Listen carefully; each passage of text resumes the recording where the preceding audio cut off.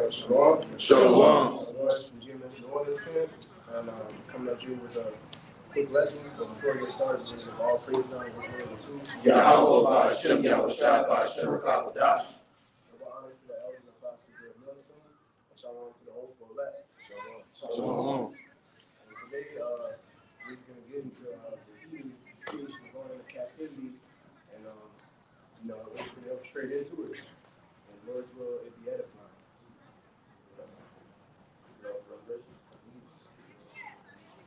This is the book of Revelation, chapter 13, verse 10. All right, it says, "He that leadeth into captivity shall go into captivity. He that killeth with the sword must be killed with the sword. Here is the patience and the faith of the saints." He is going Esau eating. Esau, he's led us into captivity, and so those same curses are going to fall right back upon him. And the other nations as well. Come on. Revelation 13 and 10, it says that he that leadeth into captivity shall go into captivity. He that And we were led into captivity. We were led into captivity as a punishment before, but as it follows through. it says, "He that killeth with the sword must be killed with the sword." This devil, he's had rigorous rulership over us. He's done a whole bunch of wickedness, beating and oppressing our people as it is. But that same token is going to come upon him. If I could back you up, brother, the Lord is all about balance. All right, so we know that this devil that had his foot on our necks before. All right, and we know that eventually, through the scriptures, through prophecy, at the end, we're going to put him in captivity. We're going to put our foot on his neck. Trying to see the cloud nature overtaking you. Got him. But I got a precept for you. This is Zechariah chapter 2 and 8.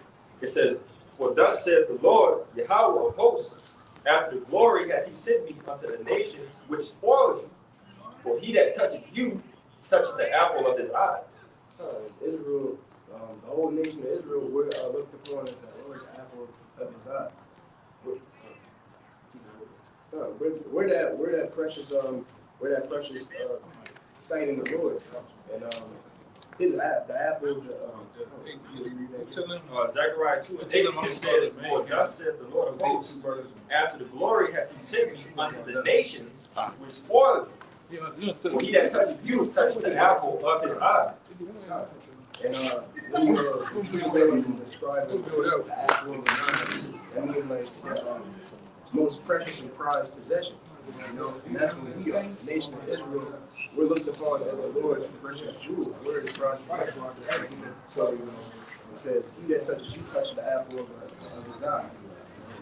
So that's what this devil has done. And there's a recompense. Yeah, you too. There's 2 Thessalonians chapter 1, verse 6. "Seeing it is a righteous thing with the Most High to recompense tribulations to them that trouble you." Say that again. It says 2 Thessalonians chapter 1, verse 6. "Seeing it is a righteous thing with the It's a wicked thing? No, it's a righteous thing. It's a righteous thing. With the Most High to recompense tribulation to them that trouble you." Come on, you pay these devils back. It's a righteous thing to want to put these nations in captivity. They're going to put Esau, Edom into slavery. It's a righteous thing with the Lord.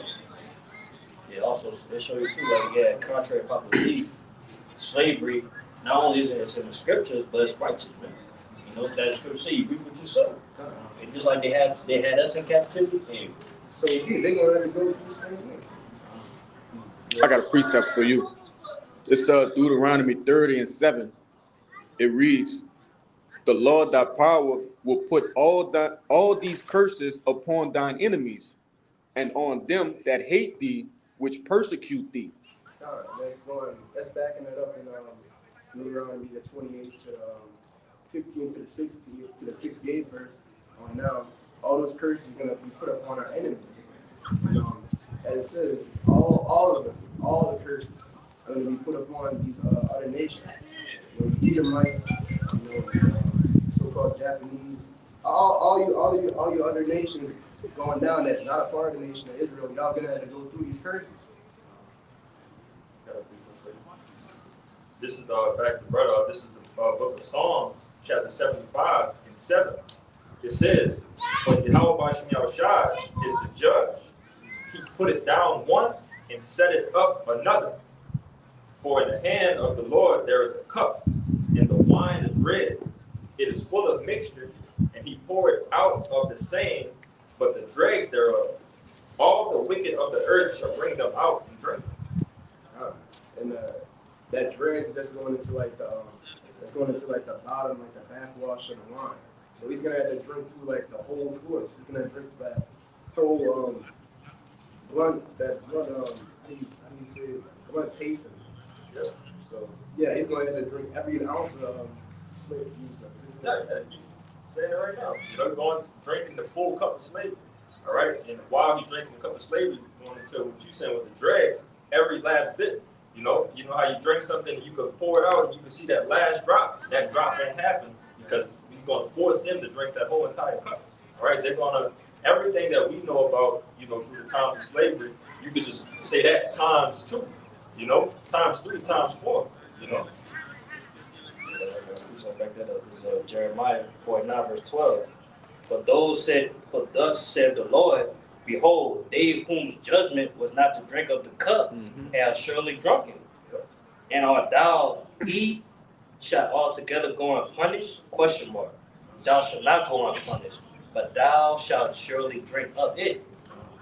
I'm just back on that precept going to that cup. Because it said those who was Israel who was not meant to drink of that cup, but yet we drink it though, man. For our iniquities, man. For all the sins we committed to the Lord. So how much man, these heathens, they gotta drink it too. If we have to drink it, they gotta drink it too. Also, when it said in verse 7, it says, but Psalm 75 and 7 says, "But God is the judge, he put it down one and set it up another."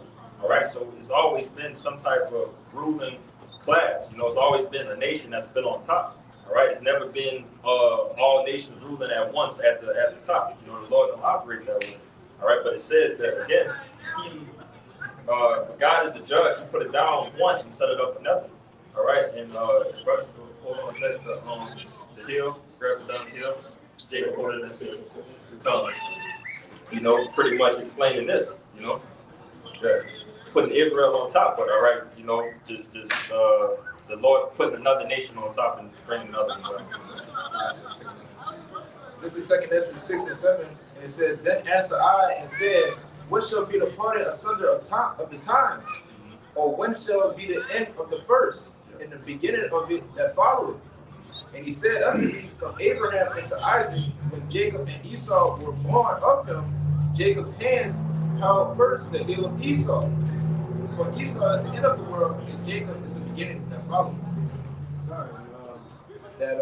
Jacob's hand holding forth Esau's heel, that's like represents Jacob pulling Esau to rulership, which is going to be also a role reversal. We're going to be put back into power.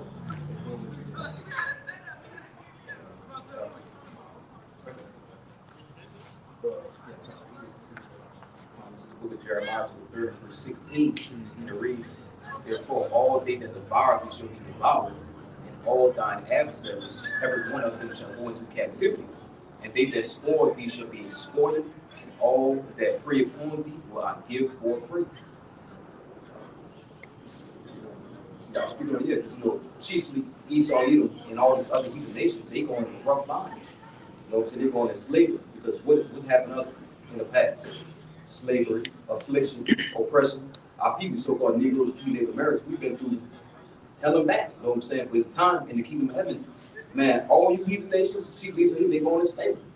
Rough bondage, continuous work. What was done to us will be done to them 144 times worse.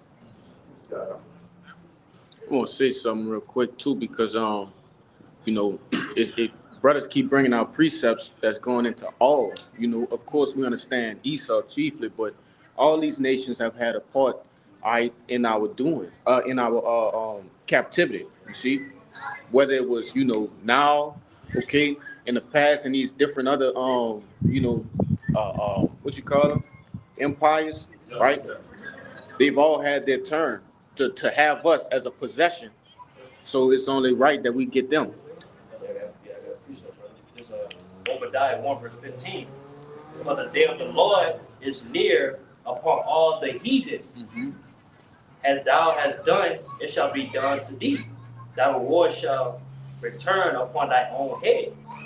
For as ye have drunken upon my holy mountain, so shall all the heathen drink continually. Yet they shall drink, they shall swallow down, and they shall be as though they had not been. So yeah, the key word said all the heathen. So not only Esau, they all these heathen, man. It's not Israel. You know, let's go eat, drink up that cup. What's that slave? I got a precept to back you up. It's Revelation 2, starting at 26, 4 to 27. And he that overcometh and keepeth my works unto the end, to him will I give power over the nations.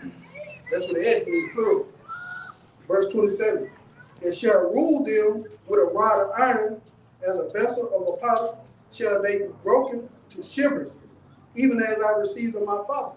They're going into how it's going to be a very strenuous, very harsh captivity that they're going to serve. You got to Get that really power. Strong. He also tell you too, hey man, you'll be a part of that, man. You'll be able to be elect, man. If we continue doing the works, man, we're gonna take part of that, man. You know? Well, Yeah, let them get that word power. But backing you up, Kabak, Romans the 8th chapter tell you that we gonna be what? Joint heirs. I believe that's 8 and 16. All right. When you read it in Psalms the 2nd chapter, I think around the 10th verse, it tell you that Yahweh talking to Yahushua that he was gonna give the heathen to him as a possession. So if we're gonna be joint heirs with Yahushua, therefore that means we're gonna have slaves as well, man. Yeah. What does it mean to be an heir, man? To inherit. Man. That's right. No possessions. And made everyone inherit, man, it's the heathen, man. That's right, bro. This is the word power in the blue letter. Strong's G 1846, 49, Slocky. Exousia. Strong's definition, privilege, in the sense of ability, privilege, i.e., subjectively force, captivity, complacency, freedom, or objectively mastery, concretely, magistrate, superhuman, prostate, token of control, to delegate, influence, authority, judicial. read the outline. I think you skipped the outline of biblical use. I ain't know that one. Yeah, that's the point. Outline of biblical use, power of choice, liberty of doing as one pleases. Right, in which people say, oh, we have free will, oh, we can do what we want. But you don't have the power of choice. You don't have the power of liberty here in America. All right? What we're telling you is that when we get in power, we're going to have the power to do as we will, all right, with our slaves, all right? Something that a king do, he has what? Servants. That's right. Right? He has, what's the word? Man, it's going to take my tongue. Like when they pay taxes and tributaries. Tributes. Yeah. You know, a king has tributaries, man. All right? They're going to pay laws of the land, right? They're going to do everything that we tell them to do. Why? Because it's going to be in our power. You know? Go ahead, man. And just to back you up too, slaves is also part of the riches. Yeah. All right. So if you a man of status, if you got some type of money, yeah, you have the jewels, yeah, you have the gold, yeah, you have the cattle, but you also have slaves. That's who do the work to keep everything, flowing how it needs to flow. And you reap the benefits of your slave. That's right. That you and that brother right there. What is a kingdom without slaves? You have to have slaves in the kingdom. Who will do the work? Who will do the building in the fields for you? You know what I'm saying? It's not too far off. People think we just be saying, but these things in the scriptures, slavery is in the scriptures. I'm not going to back you up even further, but again, the Lord is all about order. All right. So if it's order, I mean it's a hierarchy to things. All right. We know it's a hierarchy of Yahweh, Yahushua, us, and the women. All right. But then they have less than us. It goes even further. All right. So to keep everything in order, to keep everything running smoothly, you have to have that set. I can see one thing too, bro. It's like I mean, we got more than a lot of points too. But when you think about that word kingdom, it goes into the king's domain. In the king's domain, the domain of the king, that's his house. Anything in your house is your possession. Alright, so all the people, alright, everything is for you. So in the kingdom, you have to have servants. That's what God. Bring us some more now. I got a precept, backing up. What y'all going Come. All right. Get in. Leave or permission, physical or mental power, Get in. the ability or strength with which one is endured, which he either possesses or exercises. The power of authority, influence, and of right privilege. The power of rule or government. The power of him whose will and command must be submitted to by others or obeyed and obeyed. Sloppy. Let me keep going. You got it. Read one more time. Come. The power of a ruler, power of rule or government. The power of him whose will and command must be submitted to by others and obeyed. That's all dominion. That's all dominion that the Israelite man is going to possess in it. You know, be able to have whatever we want done in our own way. Can I say government in that definition? Come. Yeah, we want that word government is a control of the mind. We have control of the people's mind. That's a valuable possession right there. You know? That's what we have, man. You know, that power to control. You know? I got a precept. This is Isaiah 60 and 11. I'm going to read on down to 12. And it says, therefore thy gates shall be open continually. They shall not be shut day nor night, that men may bring unto them the forces of the Gentiles, and that their kings may be brought. For the nation and the kingdom that will not serve thee shall perish. Those nations shall be utterly wasted. Yeah, and all those nations that don't want to serve us, all the other nations are going to be put to death. But, I want to say something too, because in the beginning, that first verse you had read said that the doors will never be shut. The gates. Okay, so in the kingdom of heaven, these nations are going to bring in their goods, their forces, right? Things of that nature, man. Whatever their land produces, okay, whether it's minerals, some sort of grains, food, whatever the case may be, different spices, different scents, money. That's gonna be brought into the nation of Israel, man. You want to say something? Yeah, come. And that also shows you, as Brother Kashab said, they're going to be tributaries on this. Come. But also go into that word power, because we're going to have authority over them, so they're going to have to bring us there. It's not going to be an option. That's right. You know, just to also land back about the brother, it's not far-fetched. You know, these things you hear about slavery, the first thing that really comes to people in their mind is us in slavery, in the fields, doing this and that and the third. But what is modern day slavery right now? The jobs that we work. Corporate slavery. So they got something called logistics. They got trucks that's moving constantly throughout the country that's delivering goods and bringing this and that and bringing it to this corporation, and they're going to build it and they're going to sell it just to keep everything flowing, in society. All right, and that's pretty much how the kingdom is going to work. We're going to have constant movement of things happening for money to be made. And in like manner, we pay taxes, man. Right. Taxes is just another word for tribute or tributary. You see, we all are paying to be here. Right. All right, that's a portion of slavery. If you have to pay taxes, you are a slave, despite whatever you say, man. That's why you see these different guys in different places where they can get away with tax evasion and file bankruptcy and things of that nature, because they're not under the same rules as us, man. You want to say I something? got a precept to back you up. This is Luke 3 and 8. Behold, we are yet this day in our captivity. That's right. But thou hast scattered us for reproach and a curse, and be subject to payment, according to all the iniquities of our fathers, which departed from Yahweh our power. yeah, come. We're still stuck in America. We're still serving and then paying taxes for things and being tributaries in this hell. So we're still stuck in our captivity as it is today. That's right. Just back you up. And then also gonna be what they're gonna have to go through. They're gonna have to go through everything we go through times 2. You got it out. This is Amos chapter 9, verse 13.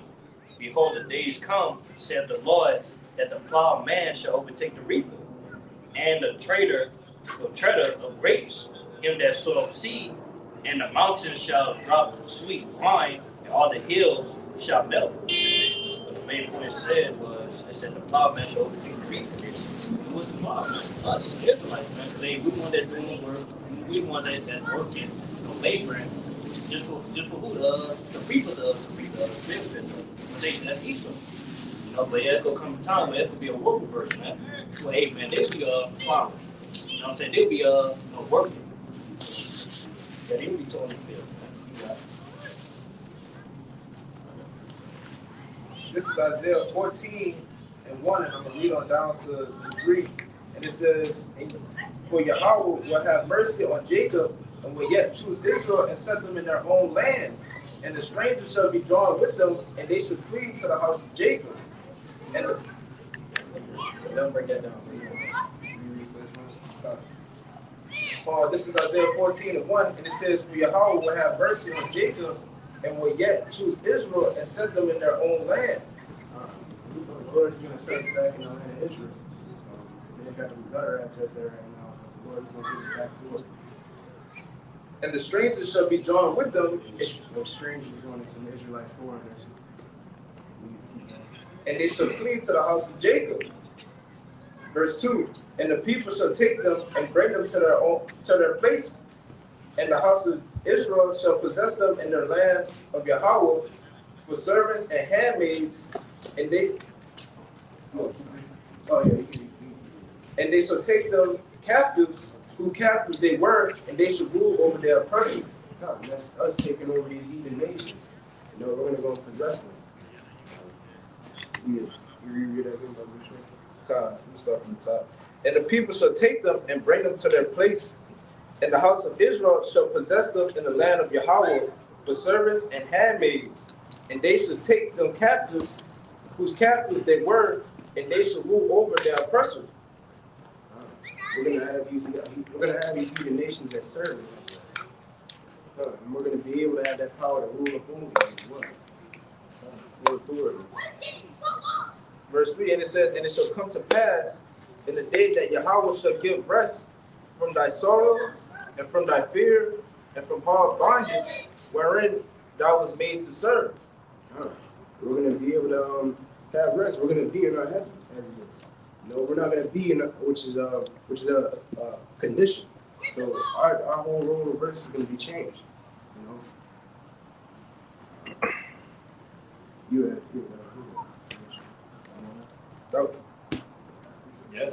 Yes, it's pretty much. All right, this 1 Samuel 2, starting at verse 7. Yahweh make it poor and make it rich. He bring it low and lift it up. And that shows how the Lord was the one who took us down to have us in this state that we in now, to where we're the poorest, we're the worst of the nations, as the other nations look upon us. Verse 8, he rises up the poor out of the dust and lifted up the beggar from the dunghill, to set them among princes and make them inherit the throne of glory. For these pillars of the earth are Yahweh, and he has set the world upon them.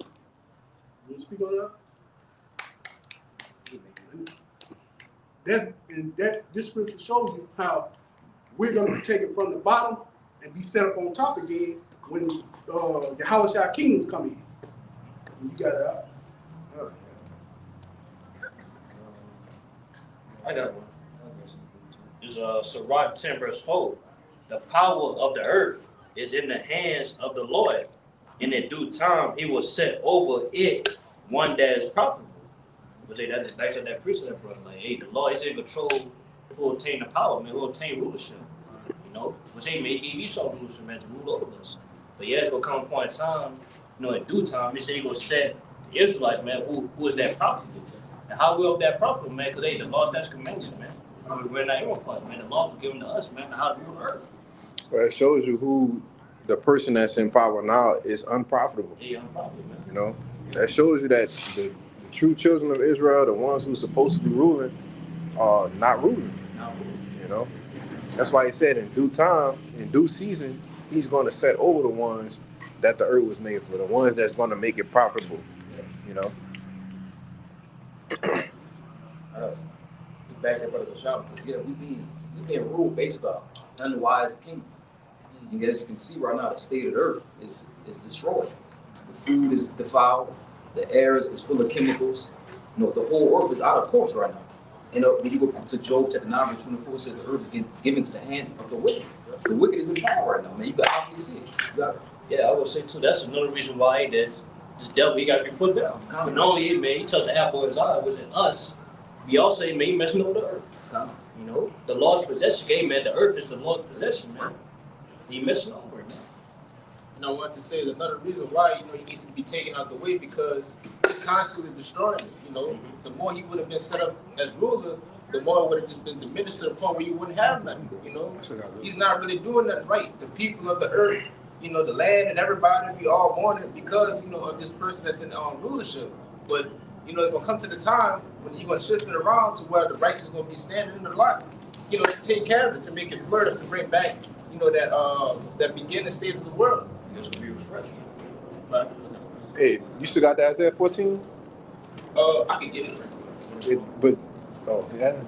You got it? Yeah, go ahead.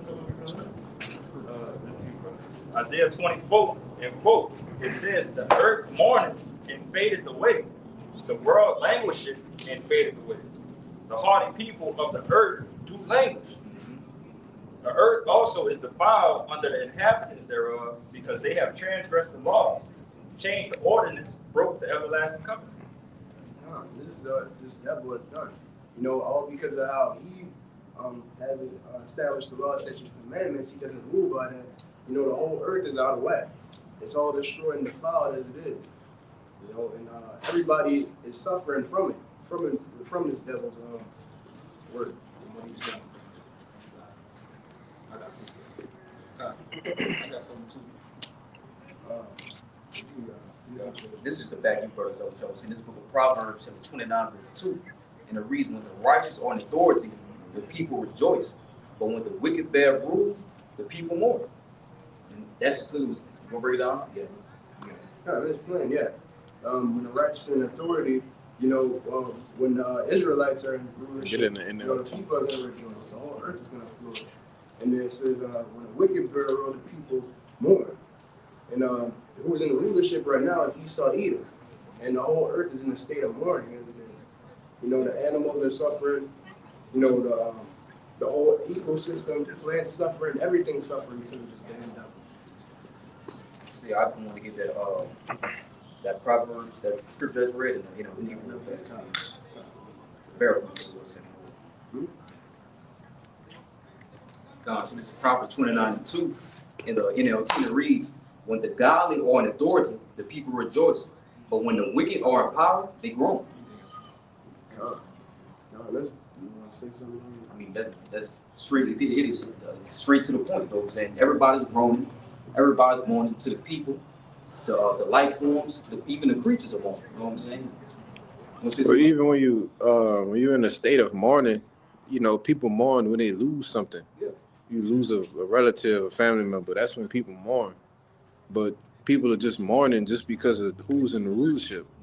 To show you, there ain't nobody here, you know, especially in Babylon, just sitting here enjoying the Babylon the Great.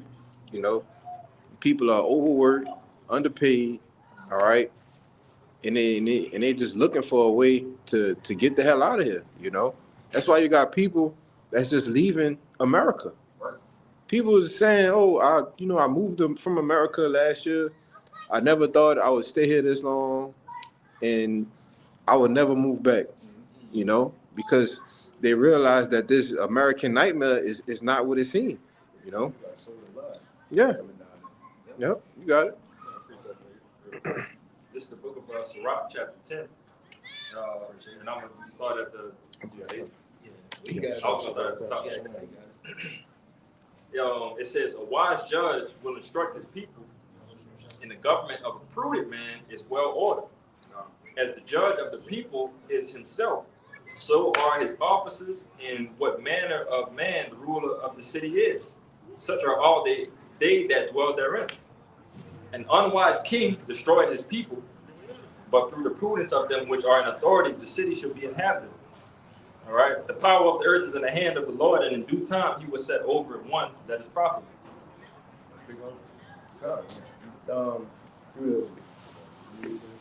It's a lot to get off, but I'll start at 2. It says, as the judge of the people is himself, so are the officers, and what manner of the man of the ruler of the city is, such are all they that dwell therein.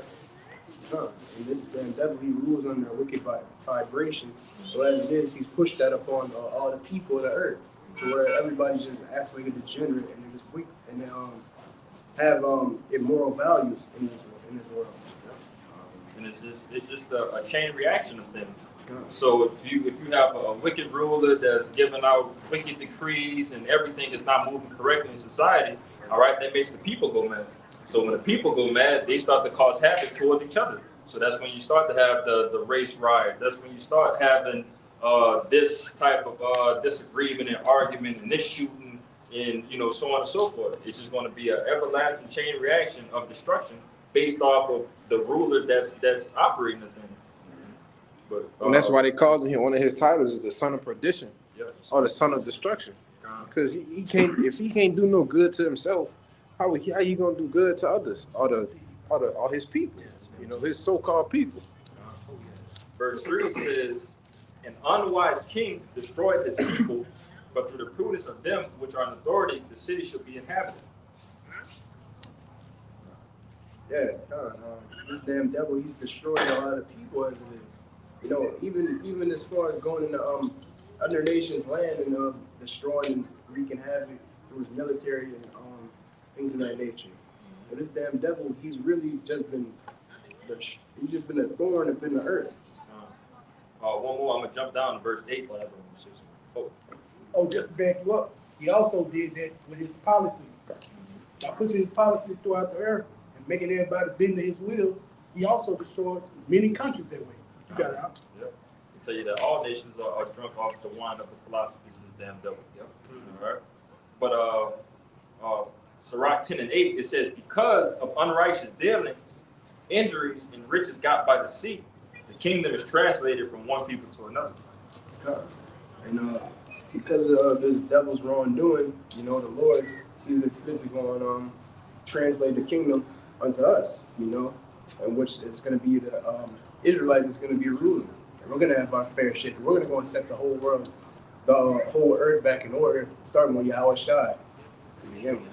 And if I could back you up, brother, all this really was truly, as we know, is a punishment for us, but it was also a lesson for us to know what not to do and how not to rule.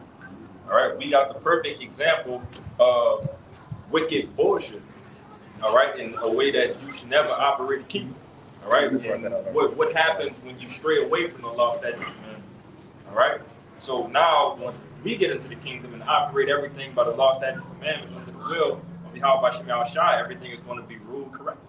And we're gonna appreciate it much more as well.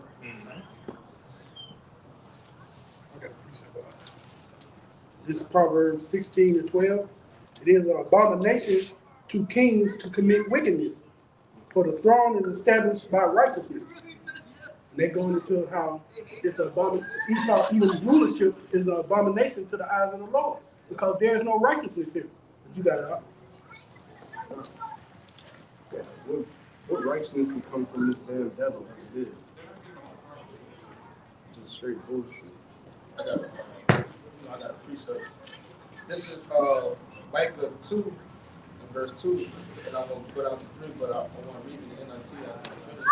And it says, and they cover fields and take them by violence, and houses and take them away, so they oppress a man and his house, even a man and his heritage. Thus said Yahweh, behold, against this family do I devise an evil. Hey, read that from the top. You gotta break it down as you're reading. Let him break it down as you're reading. Okay. This is Micah 2:2, and it says, and they cover the field and take them by violence, and houses and take them away, so they oppress a man and his house, even a man and his heritage. And you know, this is something that, you know, it's the same trick that Esau always does. You know what I'm saying? From the time of the old to now, you know, he always cover the man field. You know, he always take whatever it is. You know, because he doesn't have, you know, that he doesn't have like that soul to do so. You know, he always just want to take what another man has, but he can't get it on his own. And it says, so they oppress a man. If I could add to you real quick, because, you know, that's what you go into the whole thing with the economic hitman, right? It's like 3 stages, I believe, to how the U.S. actually goes in and wage war on these different nations, right? Like with the whole thing with Soleimani, you know. At first they send in, you know, basically the C to the I to the A, you know, to try to infiltrate, you know, the palace or whatever, and get somebody in there to influence. All right, set up of what is called set up Puppet. not a puppet, but what's the damn word? Spy. Yeah, basically like a spy. Get somebody that's in the government and try to, you know, flip them and make them an asset. That's what it is. Make them an asset. You know, if brothers haven't watched this show, it's a show called Homeland. Came out, it's a while back. It came out, and that's basically what the whole show is about. How they in all of these different countries getting people to, you know, flip on their governments, and they become an asset to the C, to the I, to the A, in order to give them information on what's going on in there. And when those, if they can't get any assets, that's when they send. What's the second phase of it? Is them sending in the jackals, what you call jackals, right? Which are assassins, you know, to try to get that person out of the way, right? And so, like that happened with Soleimani. They sent in jackals, assassins, got him out of there, you know. But if that don't work, then they find a reason to do what? To go to war with you, man. You know, and that's what the United States have done to all of these different countries. You know, y'all got it. It's crazy you say that. I was just watching a clip. I don't know if it was on YouTube or Instagram or so, but they was going into when he was over there in Pakistan or wherever Bin Laden was. A lot of people over there don't believe that he's dead. They think that, you know, something he was probably paid off to go somewhere, but a lot of their people, you know, still friendly with a lot of Americans and stuff because they believe that, you know, whatever they think is not the case. You know. Yep. Back you up, one important thing that Esau Edom love to do, they love to lie. Yeah. They'll run a whole smear campaign before they use their military power to make it seem like, okay, we did it for a reason. Like they doing with Argentina right now. Their president saying this man is a drug trafficker. So that's the reason for them to go in there and want to take him out of power. Yeah, here it is. You just killing innocent fucking people. You saying, oh, these are drug traders on these boats. And these goddamn innocent people, man. They had a couple weeks ago, you know, Trump been the one responsible, right, who authorized all of these bombings. So now you have a guy, now that's supposed to be a fall guy because they found out they killed some innocent civilians on boats, man. You know? Go ahead, y'all brothers, make points. Quick point, boom. We already know what the Venezuela thing about, the OIL. Yeah. About nothing else what Esau was talking about. And real quick, can't forget it, to establish a CB, right? A central bank, man. You know? And that's the whole issue with Iran.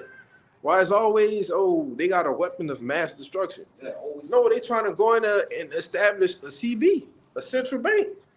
Because that's one of the only countries, I don't know if it's Venezuela too, but that's one of the only countries they don't have a central bank. Yeah. You know? Yeah, you good. My last point to make is we are not ignorant of this devil devices. We already know what this man trying to do. Yeah. His plan, his plots, his evil scheme, like when you go to 2 Corinthians 2:11, we already know what this man trying to do. You got it. Go ahead. I want to say that, you know, the reason why we're not, you know, ignorant. We're not ignorant to his devices because he did it so much that it became repetitive. You know, we know how he gonna do it, you know, when he gonna do it, and you know how he gonna fulfill it because he did it so much it became a pattern. Yep. But that also comes with the spirit. You know, that's what the Lord has given us, the wisdom, knowledge, and understanding to see these things. You know, to see this because once upon a time, this shit was invisible. Yes. You know, all of these things that was happening right in front of us being a part of some of these things, you know, helping, you know, this shit to go even further. But the Lord opened up our ourselves to show you, okay, this is the wicked, this is the devil, You know, he can't do nothing right. Everything that he does, it's a fucking lie. You know, and he has his own agenda to destroy. Right. You know. Yeah. I want to, finish this off, and that Micah. Oh, real quick before you finish that, because it said what? It said that. Read 2 again, Baba Gashar. And they cover the fields and take them by violence. They take them by violence, man. We just told you how they take them by violence. They're gonna go ahead and create some false narratives if all that don't work, and say, oh, and they'll actually do harm to their own country.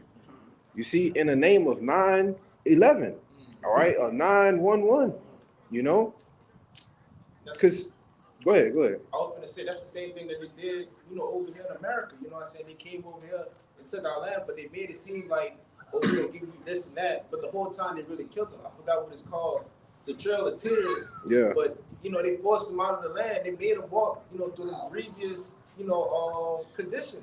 Starvation, health, sickness, and all that. And that's the reason why it became how it is now. The land that we living in is all by killing of the blood. That's it. Mm-hmm. Yeah, because I was going before you finish that out, and that's that whole thing, right? With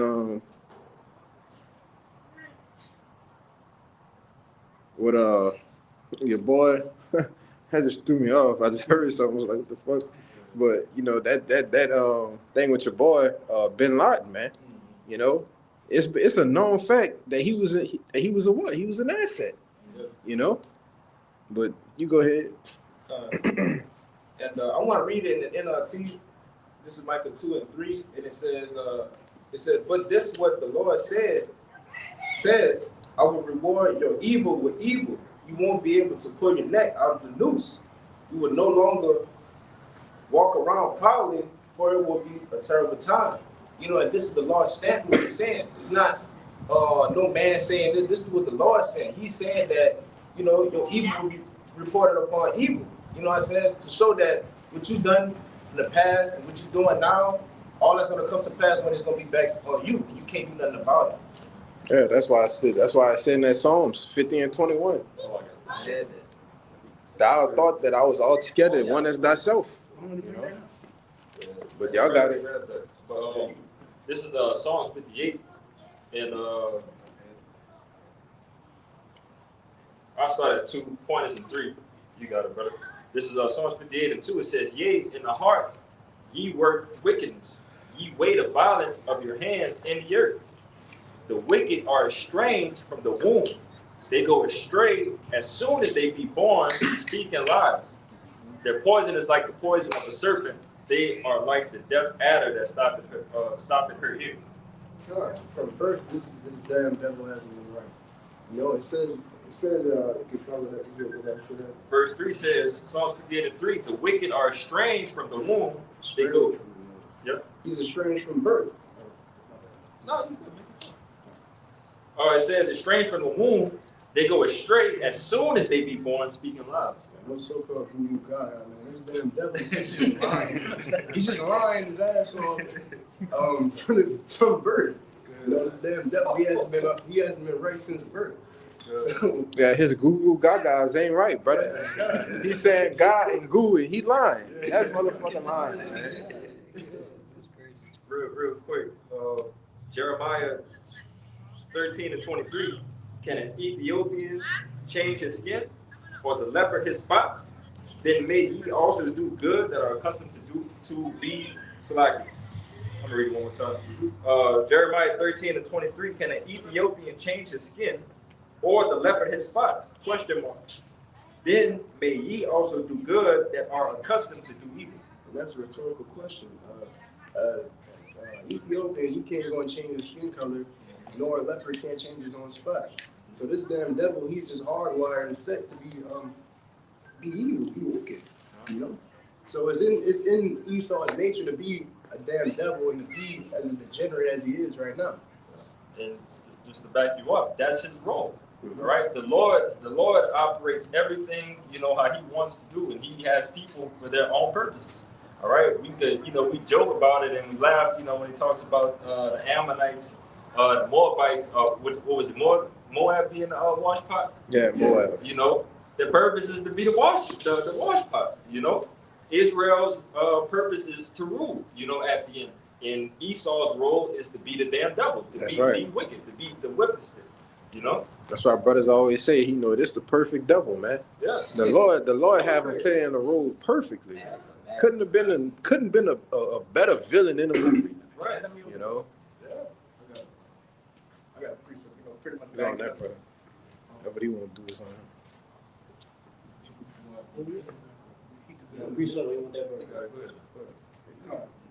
I got a precept, you know, pretty much going into, you know, how you know, take the lands and stuff like that. This is Sirach 12, verse 16, and it says, "The enemy speaks sweetly with his lips, but in his heart, imagine how to throw thee into a pit. He will weep with his eyes, but if you find opportunity, he will not be satisfied with blood." This is Sirach 12 and 16, and it says, "An enemy speaks sweetly with his lips, but in his heart he imagine how to throw thee into a pit. He will weep with his eyes, but if you find opportunity, he will not be satisfied with blood."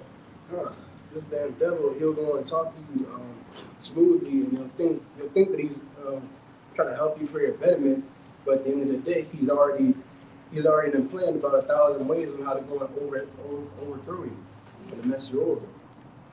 And it says, if adversity come upon thee, thou shalt find him there first.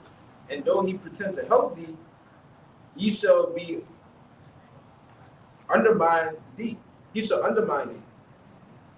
Yeah, so like whenever you're in trouble or any sort of calamity comes upon you, this damn devil, he'll come in there trying to help you out, but at the end of the day, he's really not there to help you. He the one that caused the problem.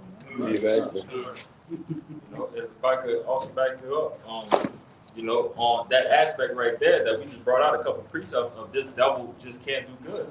Nothing a part of him can do right, you know? So again, you know, if it's ever somebody that's helping you out in any type of situation that's really, really helping you, it's probably not an Edomite, you know? It's probably somebody that yeah, most likely be a Jake, might be someone of another nation, but of a pure fucking devil, he just lies and think about meditate destruction all goddamn day, you know? Hey, don't it say in that same chapter where you at, Sirach 12, that he imagined a way how to overthrow thee or something like that? He read it? Oh, okay, Yeah, he read okay. So like, You want me to read it again? where you started at? 16. Yeah. Back up the brother. Just read it again. Come on. This is Sirach 12 and 16, and it says, "And the enemy speaks sweetly with his lips, but in his heart imagining how to throw thee into a pit. He will weep with his eyes, but if you find opportunity, he will not be satisfied with blood." Come. You know, that's just exactly what he gonna do. And the whole time he's thinking of a way how I could get over on this nigga. The whole time. Sitting there, you hit your wallet in his pocket, but he's searching high and low for that mug. You know? We know, you know, examples of how you know you've been around a damn devil that you know, like he racist, you know, he don't like it. He's prejudiced. Yep. You could get the vibe, you could sense it, and you could see that we just don't connect it. So we just need to stop speaking. So that's how these devils operate. That's how you know when you're dealing with the wicked. Yep. You know. I got 5 precepts to back you brothers up. It's the book of Psalms, chapter 55, verse 21. "The words of his mouth were smoother than butter, with woes in his heart. His words were softer than oil, yet were they drawn swords." So this was the devil do. He come to you with his lies and deception, you know, suit and tie, shaved face. Hey man, you know someone we can fix up for you, man. Whole time back in mind, man, he won't kill your ass, man. Kill you and take over whatever you got, bro. This is the mindset of this wicked man. You gotta get taken out of power, bro. You gotta. This I got a precept. It's Sirach 14 and verse 7. If he do it good, he do it unwillingly, and at the last he will declare his wickedness. And that shows you how Esau Edom, even if he try to help you, he's not really helping you. Right. Let's take what happened a few years ago, the big thing that stopped the world. Came out with a thing that folk to help you with it, but guess what happened? Now a bunch of people dying and don't nobody know why. They know why. You got it out. You got the solution in his back pocket. Before he bring you the problem, he already got the solution. Right. And that was the first thing that popped in my mind when that situation popped off. It was probably within the first month of it that they was like, all right, we already got this. Yeah, we working on it. Like, what? You know, it's like, damn, that quick. Like, ain't this a new type of thing that been placed on the earth right now? How is a solution already, you know, found this quick? That's crazy.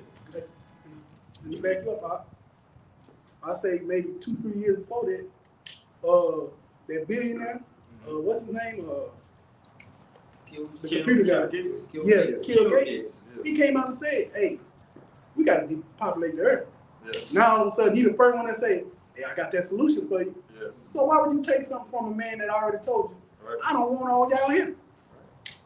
Yep. I got a precept for you real quick. This is the book of Habakkuk, chapter 2 and 2. It says, no, it's like 2 and 4. Habakkuk 2 and 4. It says, behold, his soul which is lifted up is not upright in him, but the just shall live by his faith. Come, yeah. Esau's soul within him is not right. His spirit is not right within him. So no matter what this devil tries to do, whether it be good, which there is no so-called good Edomite, there is no good Edomite as it is. You know, he's just being a damn devil. He's just wicked. It's in his nature to just be wicked and do wickedness.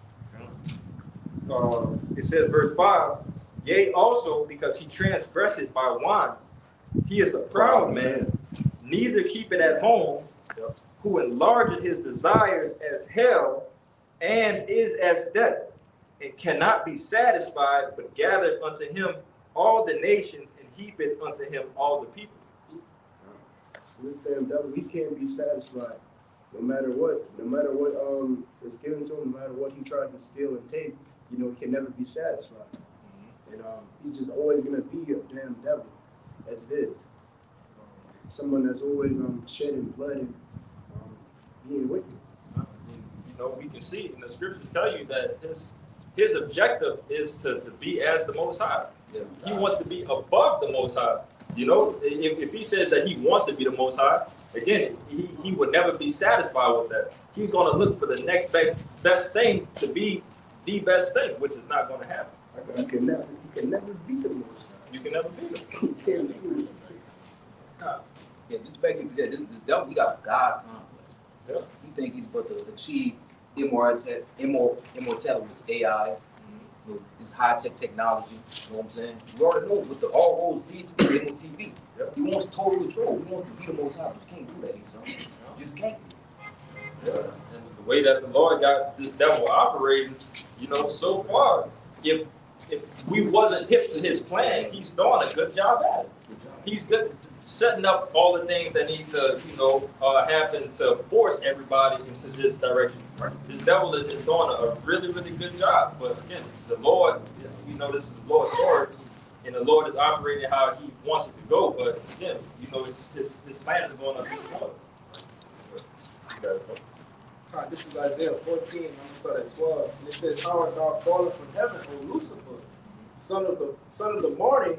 How art thou cut to the ground, which didst weaken the nation?" And it says, "For thou hast said in thy heart, I will ascend into heaven. I will exalt my throne above the stars of the Most High. I will sit also upon the mount of north congregation.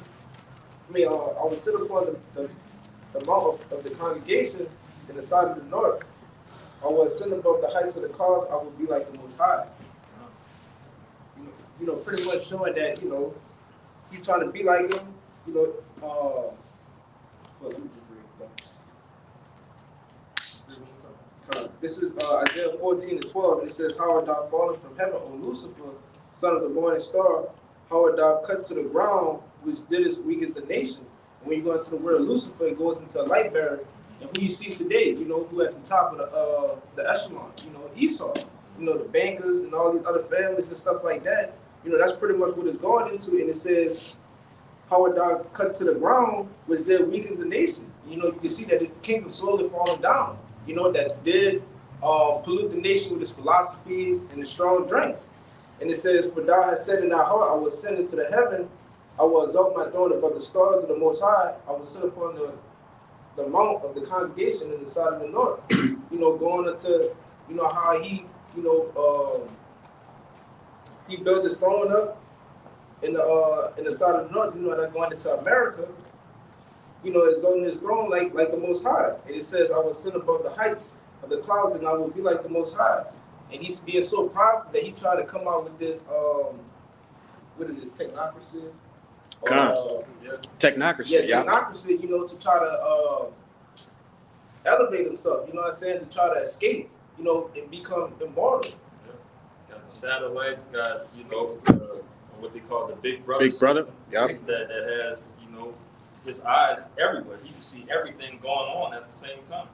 And that's all gonna lead, you know, to his big old chip, man. That, you know, the MOTB. That's the thing that he's really trying to push out the most, so you can have full domination, full control over everybody in the population of the earth.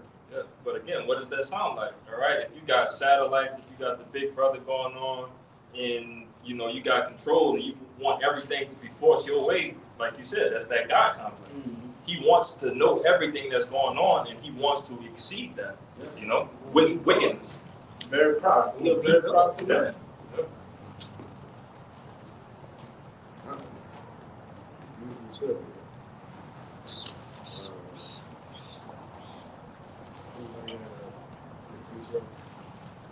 Somebody brought out Psalms, the 21st chapter. That brought that out. I think it's what verse 9. You know where I'm going at, huh, Bayan? Yeah. Go ahead, bring it out. Yeah, this is Psalms 21, and point is in 11, but I'm gonna start at 9. Come. It says, "Thou shalt make them as a fiery oven in the time of thine anger. The Lord shall swallow them up in his wrath, and the fire shall devour them. Their fruit shall thou destroy from the earth, and their seed from among the children of men." Real quick, I just want to address that, all right? Because who's the only one that have that judgment coming to them? It's Esau Edom, man. All right, just to set the tone of things, I understand it right there that that's Esau Edom gives you the understanding of what it's finna go to in verse 11. Mm-hmm. Go ahead. Verse 11 says, "For they intended an evil against thee. They imagined a mischievous device which they are not able to perform." So going into that technocracy, which did you found some information on that, Azaria? I heard you looking for it. I ain't got off of now. All right. All it means, the techno, it just means goes into the technology. Right. And the crossy goes into a rule or a dictatorship. That's right. So it's gonna be a rule or something dictated by tech guys. Hence is why you see this guy Trump, you know, has invested $500 billion right in the AI. He's sitting in the office with all these CEOs of Apple, Google, you know, Microsoft, and all of these different things. Right. They're showing you, blatantly showing you in your face what they're getting ready to do, man. You know? You got things like these 15-minute cities. Yeah. All right. Obviously the MOTB. Okay. You have what the elder just showed us something last night with those robots, the new robots. Okay. Things of that nature. AI. Right. You got something? I got a word for you. Real quick, but that's why you had this guy Elon Musk floating that word. We will have to, at some point, we will have to supplement people, right, for the loss of jobs, right? Which is why it's something that's never happened ever in the course of history in America. You have more people getting fired and laid off than people actually being hired. That's right. Showing you what they're trying to push, a universal basic income, man. Right, and that's not happening just here. It's happening across the globe. That's right. You know? Go ahead, buddy. Real quick, this is exactly what brother's going into. It's something called the Fifth Industrial Revolution. Yeah. Beautiful. All right. So just the AI overview, real quick, of the Fifth Industrial Revolution is going to explain the point of what the brother just brought out, and also a little bit more information. It says the Fifth Industrial Revolution is a shift from automation, Industry 4, to a human-centric approach focusing on human-machine collaboration, sustainability, and resilience using AI, LOT, and big data to augment human creativity, not just replace it. Right, and something that you should look up that goes directly into that is Agenda 2030, man. Con. Right? When you look into that, it tells you, it gives you a breakdown, right? A breakdown, basis by basis, to show this is what we're trying to do. China is the model for the future society we want to create. Sweden, people already getting C-hip, man. You know, people already getting into their houses, getting into their cars, right? Using the C-hip. All right, y'all, whatever y'all. Hey, like for the job I work, like we gotta go. A lot of times we gotta go into these different Edomite neighborhoods and whatnot, right? And they have like the gates outside the neighborhood, right? So recently I just seen on one side they had a side where you gotta show your ID, to the person, whoever had the gate or whatever like that. And on the other side was a side where you could just go straight through if you have like the RFID. But it's going to switch with saying becoming way more common. Everybody did. Yeah, and I wanted to say, the reason why they do it like that is to slowly implement it into society to make it more convenient. Yeah, gradually. That's what it's going to do. It says at the towards the end of this paragraph of the AI overview of the Fifth Industrial Revolution, it says speaking of the Fifth Industrial Revolution, prioritizing ethical integration in circular economy for societal well-being. It's about making technology work with people for personalized, eco-friendly, and efficient production, moving beyond pure efficiency to purpose. I want to say something because it used the word ethical. All right, by using that word, it kind of make it as if that's the smartest thing to do. You see, which this brother he went into it. Okay, comfort. All right, comfort is going to compromise. All right, the people. You see, they've dumbed the people down. In which, by what comfort? So now that they're easing their way through a process called gradualism, right? And ultimately, they're gonna come with that mischievous device. Right. Back in that Psalms 21. Yep. They got the definitions that go through every kind of keyword: collaboration, sustainability, resilience. One of those words in here is ethical integration. Mm-hmm. It says ethical integration is addressing algorithmic bias, responsible AI development, and a just transition for the workforce. Which is, like you said, it's smoothly bringing everything into play. That this was the solution to everything that we needed for society to run okay, which we ultimately know that's basically you submitting into Esau Edom, telling him that he is your God now. Yeah. Now, to back you up perfectly, it's called the Stargate Project, and they're basically, I gotta read it real quick, but it's basically number the artificial intelligence, OpenAI. And this reads Watch the word. This is Stargate. Let's just put it like that. Stargate Pro, incorporated in Delaware as Stargate, is an American multinational artificial intelligence joint. I'm gonna skip a couple words, but it says the venture plans on investing up to US $500 billion in AI infrastructure in the United States by 2029. So we already know what that's leading to, man. This man is a devil. We're all roads lead to, the implantable device. He wants to merge man with machine, transhumanism. He wants you niggas to be a phone, a computer, track, tag, all of that, man. You want to say something? Yeah, the Internet of Bodies. Yep, you see, he's trying to integrate your body with the internet. Okay, and I want to say this too because a lot of dates are being thrown out in these different plans and programs. You see, 2029, 2030, right? Hey, this devil know he don't have time. He have a short time. Okay, and that's the reason he gonna come down with great wrath because I'm saying Jake, but majority of these people are not gonna go with it if he just come out and say, hey, I need you to take this. All right, so the society can work better. All right, he gonna come down with great wrath. He gonna make you get in line. That's why the brother said, like he did with the whole practice plan. Right in 2020. That's right. He just, this is a little test run to see how much resistance I'm gonna get, who's gonna be for it, who's gonna be totally against it. Analytics. That's right. Man. Like the brothers always said, it's double about numbers, man. He wants to he wants to know the numbers. His heart deep. You know, for him to be more wiser than Daniel, he got to know, man. Kind You know? And that's why, ultimately, like the brothers are saying, with gradualism, you know, he's breaking down the society into the points to where people are gonna start losing it. That's And right. like we were speaking about earlier, he creates the problem, but the solution is already in his back pocket. You see, it is gonna get worse. Like we tell you, man, it's gonna get worse and worse and worse out here in what you know is America, right?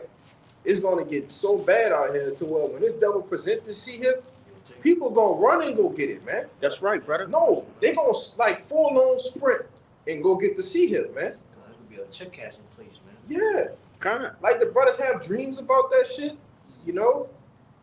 They said the like the brother, I believe it was oh man, I can't think of which brother it was. He had a dream, and he said the line was so long for people to get to see him that it looked like they was giving away something, man. Like, Yeah, check cashing check, man. yeah, like they was giving away money, and that's what this devil is about. Y'all got it. We saw the precursor. I'm gonna let you get your Go ahead, say it. No, go ahead. You said you saw. Yes, the precursor, like the brother saying 2020, all right, with those different lines to get the pokey, okay? Shit, they was giving away shit, literally, to get the pokey. So how much more when you have a famine in play, okay, a pestilence in play, People are Right. rioting, wars, Right. civil wars in the streets. and they give you the only option, so-called, to go back to a sense of normalcy, all right? But Hey, real quick, so like, y'all brothers ever saw that movie, Brick Mansions, with your boy Paul Walker? Well, they had Kinda, let me put this society. on there.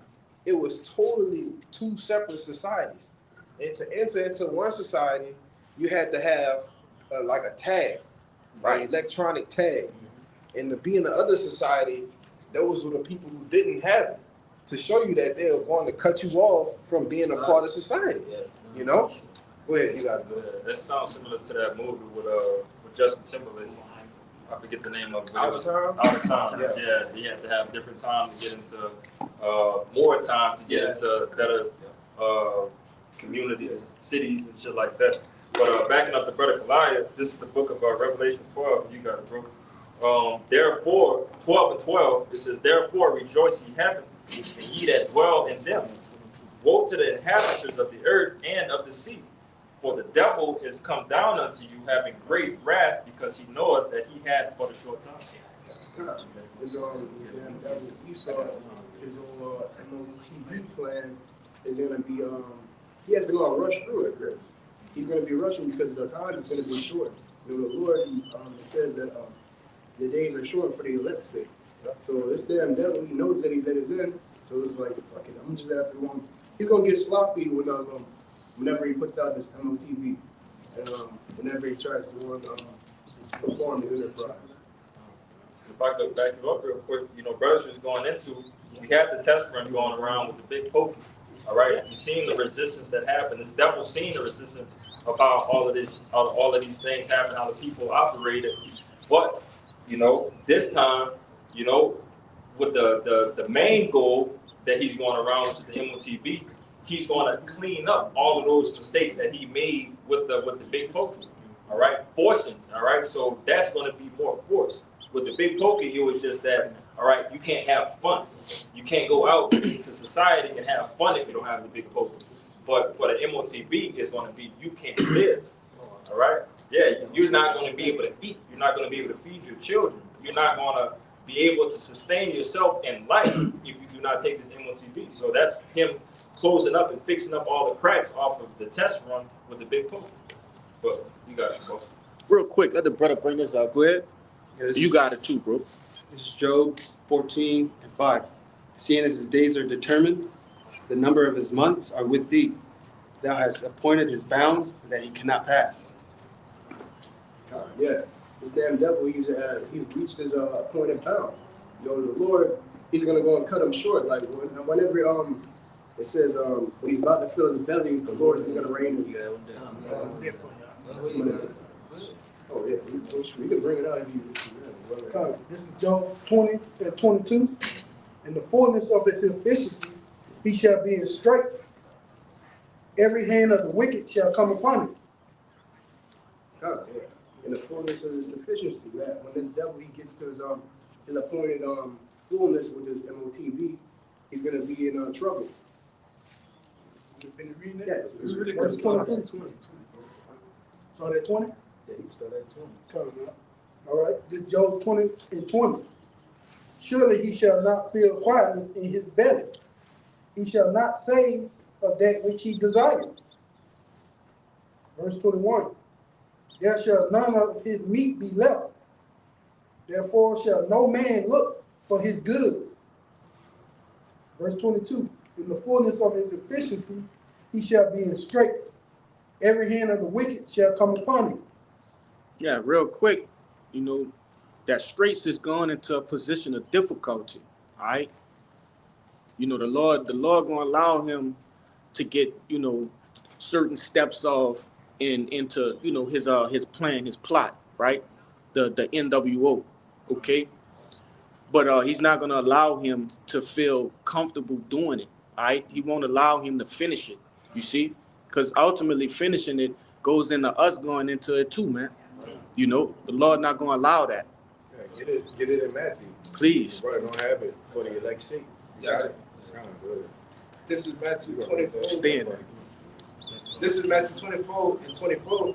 And it says, and except those days shall be shortened, there shall no flesh be saved. But for the elect's sake, those days shall be shortened. Right, because if those days are not short, then he's gonna achieve his NWO. And we are the ones that he seek after. That's right. He want to inflict pain. He want to test us and see what it's gonna take for you to get it. Oh, I just know he ain't gonna get it. Just go off with his head. Come. You know. But you got it. Read that 22 again. Job 20 and 22. In the fullness of his sufficiency, he shall be in strength. Every hand of the wicked shall come upon him. Right, which this word wicked goes into the Hebrew word aimal, right? Which means the working class, the laborers, man. All right. They say every hand of the wicked is gonna come upon him. He's talking about the laborers. Who are the laborers? Us. We're the so-called middle class, the poor, all right? These are going to be the people that puts him in that position of difficulty, man. To make things tough, to make things harder, right? Along with Jakes that's just going to run and go get it, you see? And it's not just so-called Negroes, Latinos, and Native Americans. It's these other nations too, right? You got these Proud Boys. These are middle-class people, man. These people not rich, right? And if you are rich, making a couple $100 grand a year, that ain't nothing. You still fall in the part of being a laborer, all right? And these are the people that's going to make this thing difficult for the devil to accomplish it. Why? Because they know what he's trying to do. It's a lot of people in the know yet, you know? And if I could say, to back you up, and it's not going into, that's, you know, mostly Jake. Yeah. Most of these people is these other nations, predominantly Esau Edom, bro. Yes. Them middle-class Edomites, low-class Edomites, hey, they understand through wherever crack in the grapevine they got their information from, right, that, hey, they're a part of this NWO and not on the better half of it. Right. They on the receiving end, you know. Mm-hmm. That's why you have all these guys like Canadian Prepper. Right. You know, all of these guys. Dabu 7. Richie from Boston. Right. These people have millions of followers, man. You know? Go ahead. And unlike Jake, unlike Jake, okay, these people are actually looking into things. They're not just taking it for what it is. Yeah. They're looking into things, looking into these different acts and bills. All right, they're following up on a whistle being blown.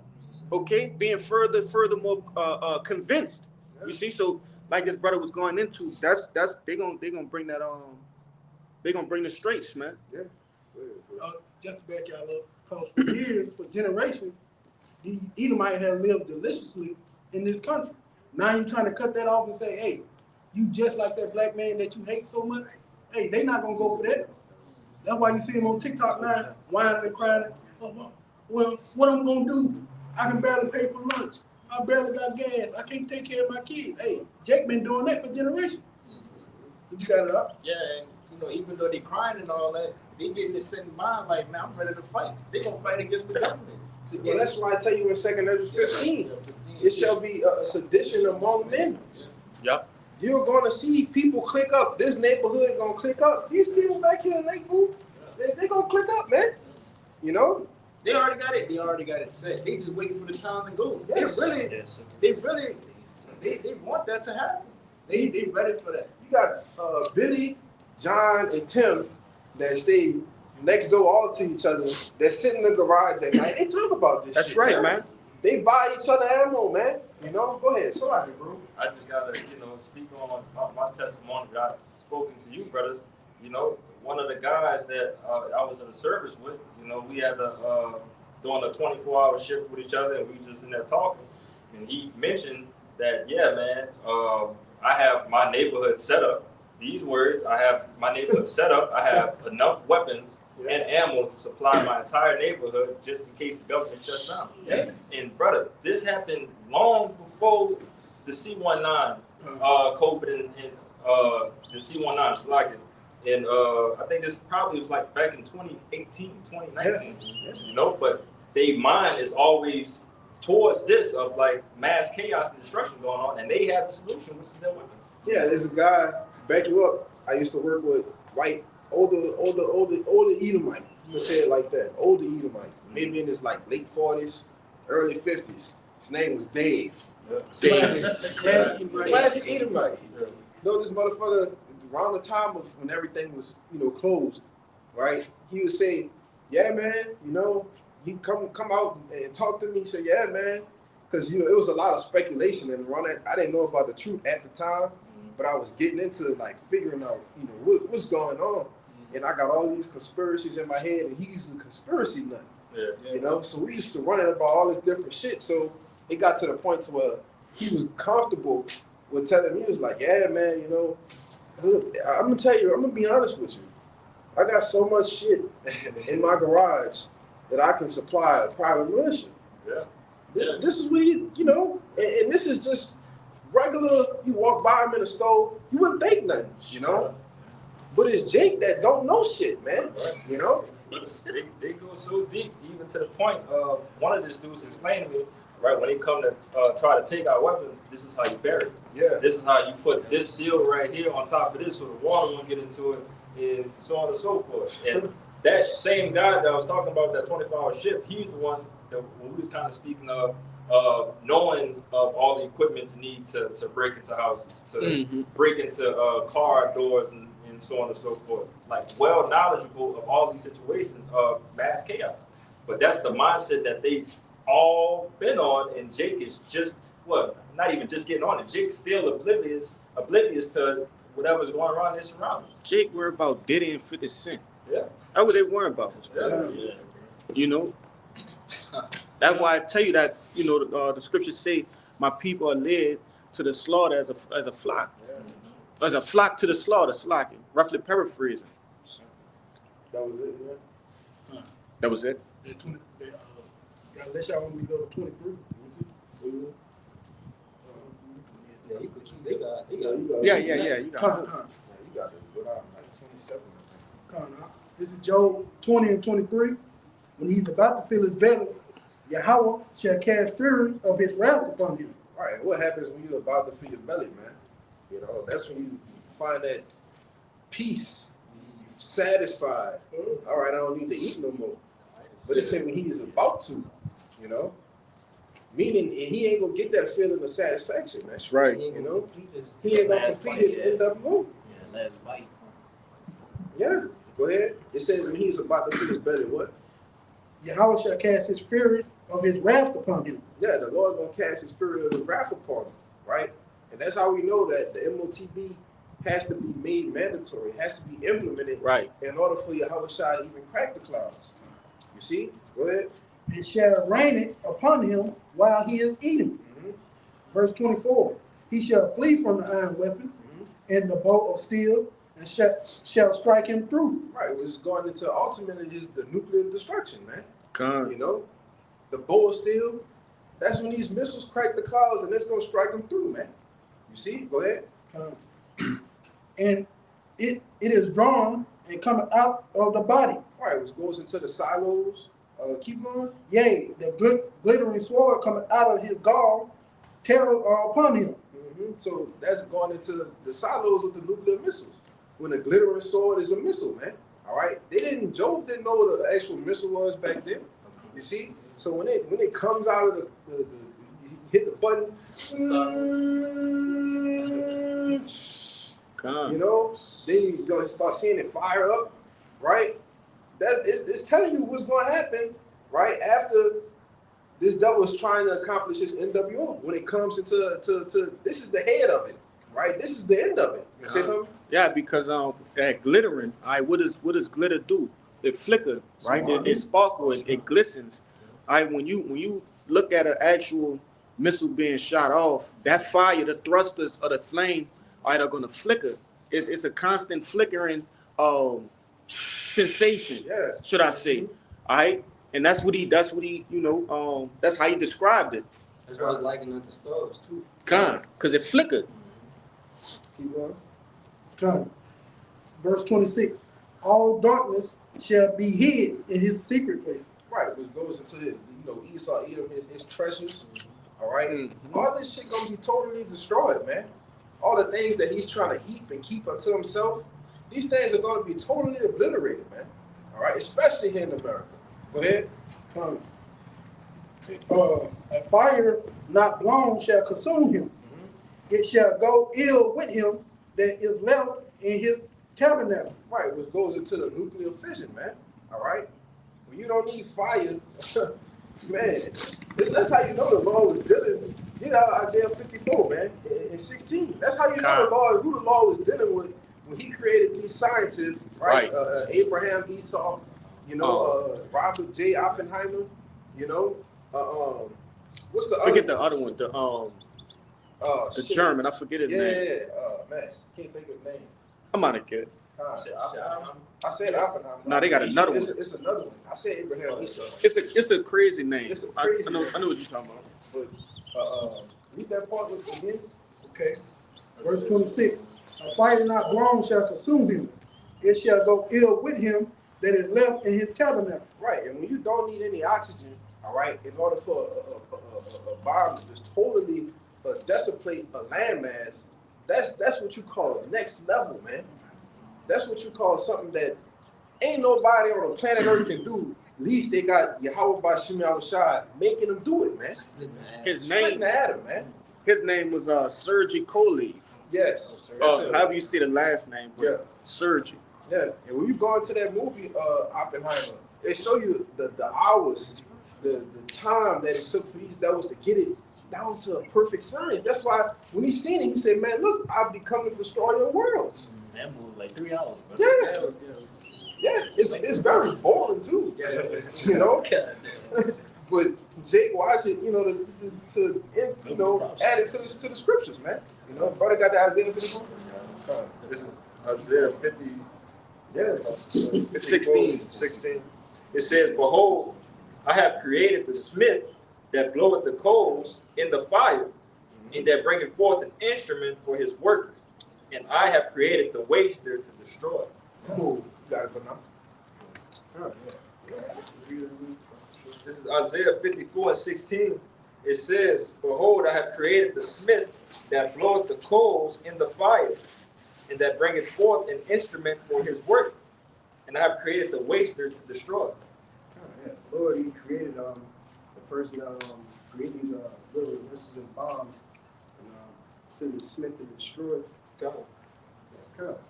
Yeah, basically going into like the Lord, He's created these. He set up these like scientists to create the missile and to come up with them. So it's really going to be Esau's, which is really going to be in Esau's demise at the end of the day. Yeah, just to back you up, exactly what you just said. That's part of prophecy. The missiles are part of prophecy.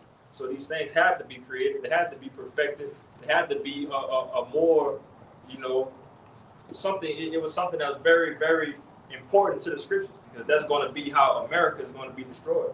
That's how America is going to become that everlasting memorial with smoke coming from it. The brothers want to hold that. And Isaiah left a memorial. Hey, if I can see too, bro. That's why it says at the end of it, you know, the ways to destroy.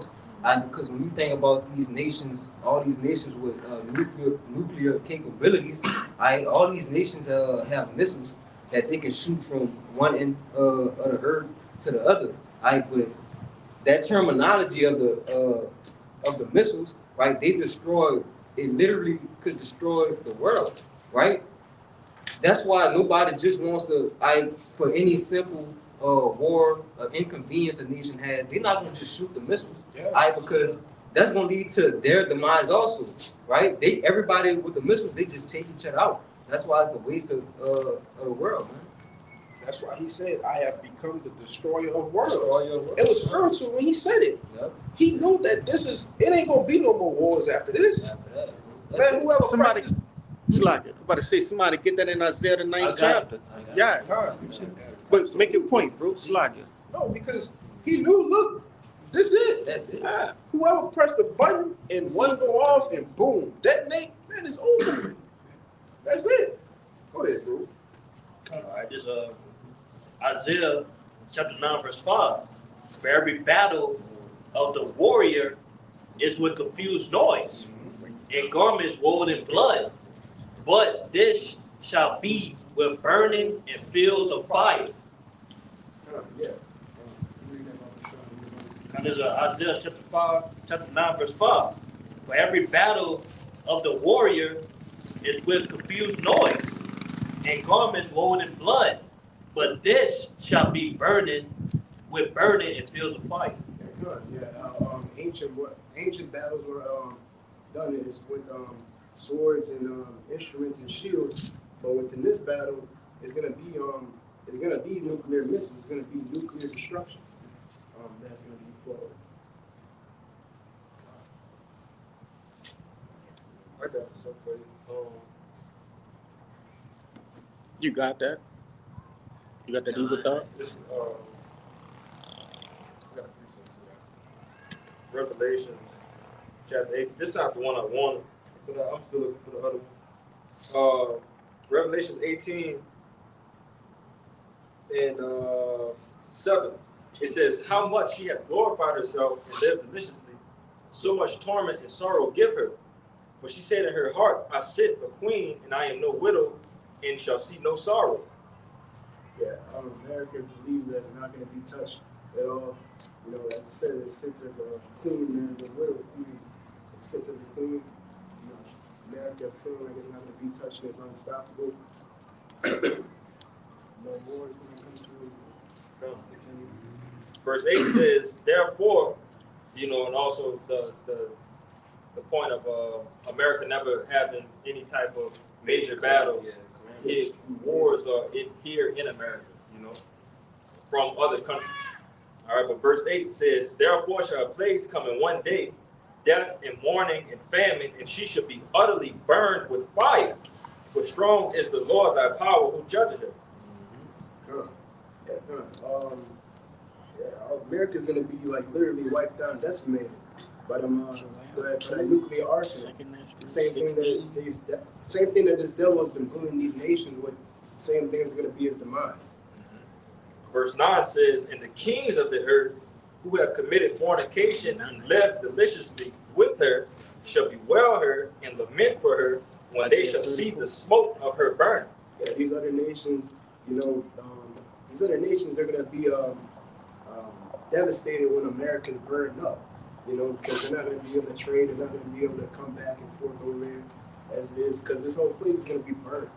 It's going to be destroyed. Verse 10 says, standing afar off for the fear of her torment, saying, alas, alas, that great city Babylon, that mighty city, for in 1 hour is thy judgment come. God, and all it's going to take is literally 1 hour for the Lord to go and destroy this place, and for it to be completely burned up. I hate that precept. Con. It's Zephaniah chapter 1, verse 18. Neither their silver nor their gold shall be able to deliver them in the day of the Lord's wrath. But the whole land shall be devoured by the fire of the jealousy, for he shall make even a speedy riddance of all them that dwell in the land. There's a Zephaniah chapter 1, verse 18. Neither their silver nor gold shall be able to deliver them in the day of the Lord's wrath, but the whole land shall be devoured by the fire of his jealousy. For he shall make even a speedy riddance of all them that dwell in the land. Yeah, your riches is not going to save you in that day. You know, the Lord is going to make a speedy riddance. He's going to literally burn and decimate America as a whole. So we're going to burn this place up. This is Isaiah 34 and 4, and it says, and all the hosts of heaven shall be dissolved, and the heavens shall be broken. Hey, start at 1. This is Isaiah 34 and 1, and it says, come near, ye nations, hear, and hearken, ye people. Hearken. Yeah, hearken, ye people. Let the earth hear, and all that is therein the world, and all things that come forth of it.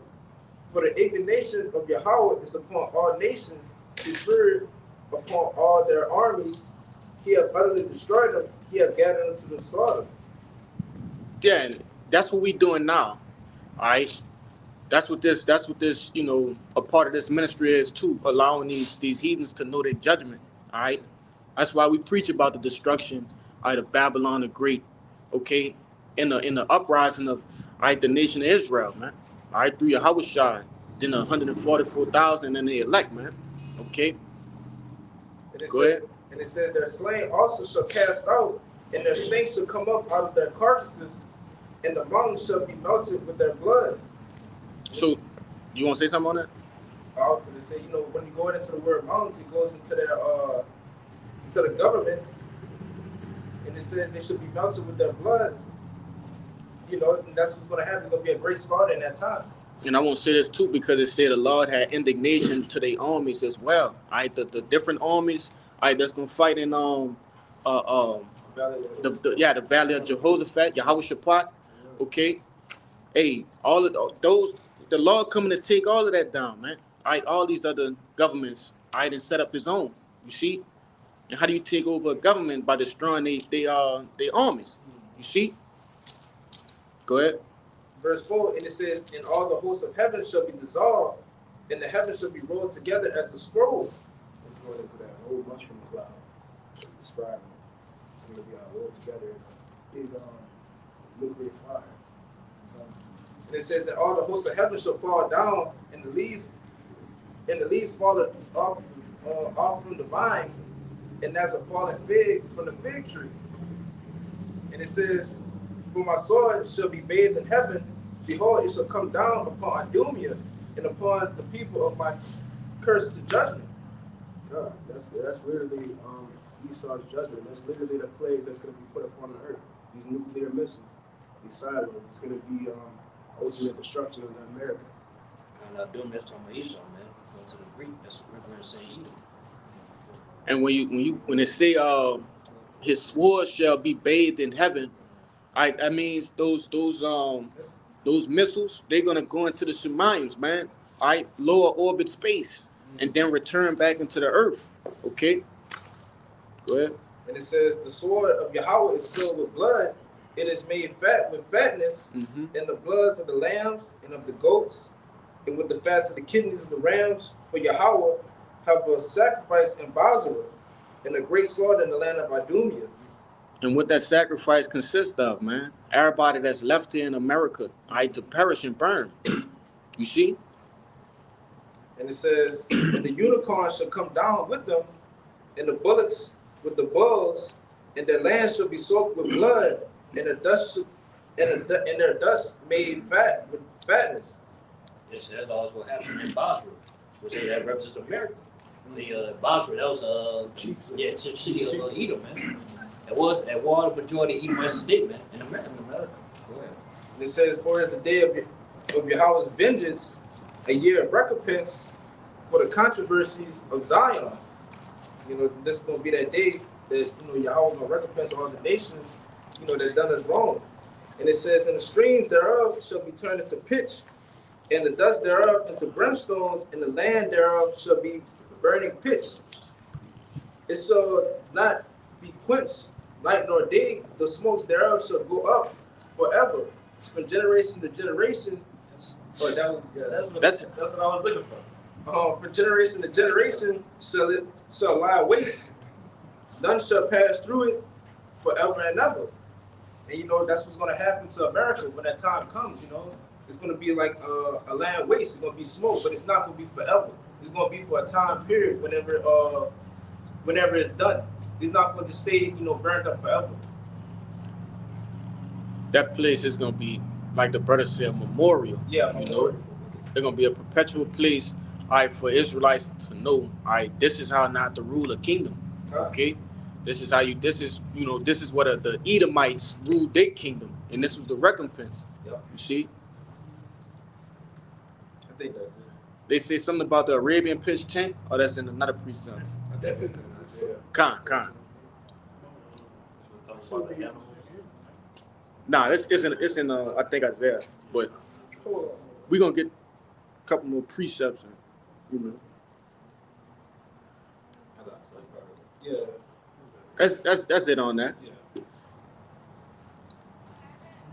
Get the precepts, bro. Go down the line. Go down the line. Go ahead. Yeah, get the Ezekiel. The Isaiah 13. 13. Yeah. I was telling you about with the animals. Oh, the doleful creatures and things of that nature. That's you got it. Oh, You got it? yeah. Oh, bring it up. Come on, this is Isaiah 13 and 19. It says, Start at 18. yeah, 18. Isaiah 13 and 18, it says, their bows also shall dash the young men to pieces, and they shall have no pity on the fruit of the womb. Their eyes shall not spare children. And what are the bowls? Missiles. Joe? Bows? Yeah. Oh. My bad. Yeah, brother, it's the missiles. Gotta be Talking sure. about arrows. Gotta talking be about sure. bows. You ask me. You know, when you talk about bows and arrows and prophecy, brother, that's talking about missiles. Majority of the time, you know. When they say that bows shall dash the young men to pieces, bro, when these missiles hit, pieces of people gonna be eviscerated in a matter of seconds. You know? Go ahead, Doc. You gotta think, imagine just a regular bow. What a regular arrow is to pierce you, it just pierces you. You get pierced with multiple arrows, but getting into pieces, that's obviously not an arrow. What kind of bow gonna dash a man into pieces? Right. Gonna tear his limbs off? Right. Come on, man. Second Peter 3. Yeah. Fervent heat. Go ahead. Verse 19 says, in Babylon, the glory of kingdoms, the beauty of the Chaldees' excellency shall be as when Yahweh Bashin al-Shah overthrew Sodom and Gomorrah, which we know how that came down with fire and brimstone. All right? Verse 20, it says, it shall never be inhabited, neither shall it be dwelt in from generation to generation, neither shall the Arabian pitch tent there, neither shall the shepherds make their fold there. But wild beasts of the desert shall lie there, and their houses shall be full of doleful creatures, and owls shall dwell there, and satyrs shall dance there, and the wild beasts of the island shall cry in their desolate houses, and dragons in their pleasant palaces, and her time is near to come, and her days shall not be prolonged. So, along with America being now that memorial from generation to generation of what not to do, but the Lord is also going to feed these animals here the flesh and all of these things that's going to be left over here in this place. You know? Yeah, so once you step foot in America again, once it's destroyed, it will be a place for the beast. Yep. Yeah, and going into those doleful creatures and things of that nature, and also them Arabians, because this place gonna be reduced to basically rubble and sand and dirt, hey, you know them Arabians, they love sand and shit, hot places and, you know, shit like that. Not even them. They won't be able to dwell here, you know. You gotta think about it. If this place getting hit with so many nukes, the nuclear fallout, you're not gonna be able to live. Con. That's why he said that. Ravens ain't gonna be able to push their teeth. It said the elements shall burn with fervent heat, meaning they're gonna get reduced back into their original state, man. You know, all of atomically reduced. You could see examples of that on that, you know, one of my favorite video games I play, but they got the show up to it, Fallout. Yeah. So you see Fallout, you know, when people that came out from under the bunkers, you know, everything is straight desolation. They got, you know, animals and stuff that was hit with mutation from, you know, from the nuclear impact and all that. But, you know, that's definitely something brothers to watch if they ain't never watched Fallout before. Yeah, and they ain't gonna have no bunkers that could withstand the missiles too. Just to clear that up. Right. Fucking gonna get baked like a turkey in there. Yeah, that was Brother it. got anything else? He still got some. You get it? You get it? You got one? 1, 2, 3. You got something? Yeah. You can hit it off on. This is Ezekiel 38:10. It says, thus said the Lord Yahweh, it shall also come to pass that at the same time shall things come into thy mind, and thou shalt think an evil thought. Yeah, and I brought that out because one of you brothers had made a point that you know, once that button get hit, get pressed, you know, ultimately is coming with repercussions that's, you know, severe repercussions, man. So the Lord gonna make these different nations press that button, man. All right, Russia gonna press that button, man, and as soon as it happen, it's gonna go down. All different other buttons gonna start to get pressed. Even this place gonna get missiles off. What it's called? Mutually assured destruction, MAD, right? Operation Max. You know, that's something that the United States have in place. Okay, just in case they get a missile shot here, that they'll be able to take somebody out too.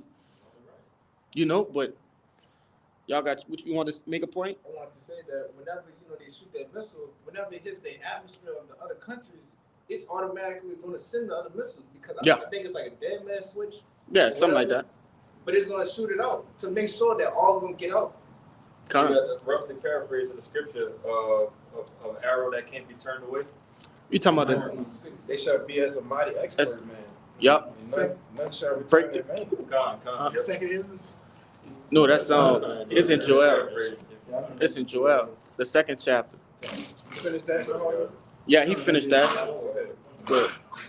This is the book of Zechariah, chapter 14, verse 12. And it reads, and this shall be the plague where the Lord will smite all the people that have fought against Jerusalem. Their flesh shall consume away while they stand upon their feet, and their eyes shall consume away in their holes, and their tongue shall consume away in their mouth. You know, this paints like a bit. Kind of further. Yeah, kind of. That's like you was about to say, the word that you were about to say. You know, it paints a vivid picture of what's coming, what's going to happen when these nuclear missiles fall upon people. It's going to literally burn away at your flesh, and the eyes are going to consume away in their whole bodies are going to melt, basically. A Saracana treatment. Yeah, All right. If you remember when that blast went off, the first things to go was hair, skin, the soft tissues, eyes, okay, clothing. Then what? The bones, you know, like the brother said, the skeletal system, and then ultimately tissues burned away. But all of that happened while standing up. You know, it happened in an instant. Permanent shadow. Yeah. and another thing, if you watch it, the Lord kept her spirit even in that skeleton. Yeah. As you watch, her skeleton still was straight. Yeah. Con. They show that with the pictures and stuff with Hiroshima and Nagasaki. Yeah, Nagasaki. Yeah, they show you all the ashes and, you know, the shadow that the brother said that's on walls and stuff of people that burned up right there. And even if you wasn't hit directly, you know, the people around it was just having that radiation poisoning, you know. So it was very, you know, it was a very, you know, sad time. What that is in Isaiah 14. Con. 23. I got it. This is 2 Peter chapter 3, verse 10, and it says, "But the day of Yahweh will come as a thief in the night, in the which the heavens shall pass away with a great noise, and the elements shall melt with fervent heat. The earth also and the works that are therein shall be burnt up." Pretty much going into, how the nukes are going to do, America in that time. Read it again and then break it down. This is 2 Peter 2. Yeah, this is 2 Peter chapter 3 and 10. It says, "But the day of Yahweh will come as a thief in the night, in the which the heavens shall pass away with a great noise, and the elements shall melt with fervent heat. The earth also and the works that therein shall be burnt up." Yeah, all the elements and everything is going to be literally completely burned up in this place. So that's going into the nuclear missile capabilities. Everything's going to be burned up in America. And I wanted to say it's going to happen so fast. It's going to catch people unexpected because everybody going to have their own time. They're going to have fun and stuff like that. I was about to say the days of Noah.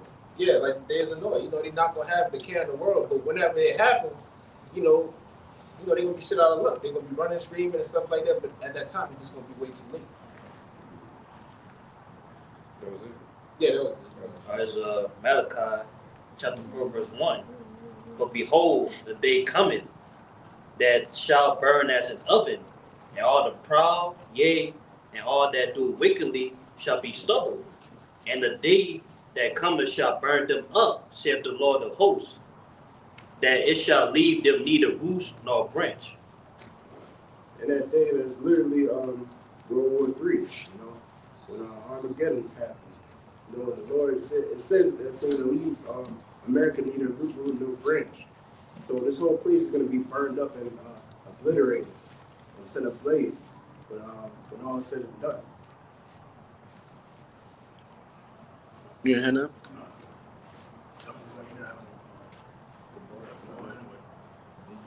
Okay. So with that, Lord's will, this camp was edifying, and before we get out of here, we're going to give all praise and honor to the Lord and to Yahweh Ba'ashem Yahushua Ba'ashem Rakabadash. double honors to the elders and apostles of Great Millstone, and shalom to the whole elect. Shalom. Ababa Ball. Ababa Ball. Ababa Ball. Ababa Ball. Ababa Ball. Ababa Ball. Kwame Yashara. Kwame Yashara. Shalom. Shalom.